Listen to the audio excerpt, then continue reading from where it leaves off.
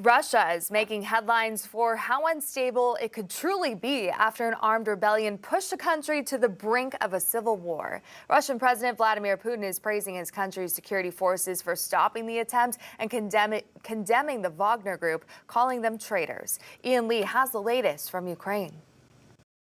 The failed mutiny last weekend still hangs heavy over Russian President Vladimir Putin. Однако организаторы мятежа He lashed out again at Wagner's leadership on state TV last night, saying they would be punished for the rebellion. But he also courted the rank and file, calling many Wagner fighters patriots who were misled and invited them to join the Russian army. The Ministry of Defense announced today that Wagner will now hand over its heavy weapons. Putin's speech last night followed an audio recording from Yevgeny Prigozhin, who has not been seen publicly since Saturday. The Wagner boss denied trying to overthrow Putin, saying his fight was with the country's military leaders, who he accused of failing to win the war in Ukraine. Putin tried to mask the uncertainty in the country last night with images that he's firmly in control. He met with his security chiefs, including Minister of Defense Sergei Shoigu, and thanked them for their support. State media portrayed a return to business as usual, with scenes of battlefield victories in Ukraine. But Saturday's mutiny showed cracks in Putin's strongman image. Wagner troops quickly seized the city of Rostov and the Russian military southern command, then headed toward Moscow.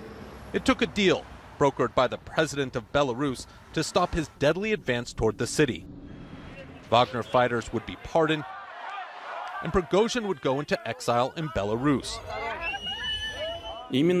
Putin also took aim at the West, telling his people that Russia's enemies wanted them to choke on bloody civil strife. On Monday, President Biden distanced the United States from the insurrection. We gave Putin no excuse to blame this on the West or to blame this on NATO. We made clear that we were not involved. We had nothing to do with it. This was part of a struggle within the Russian system.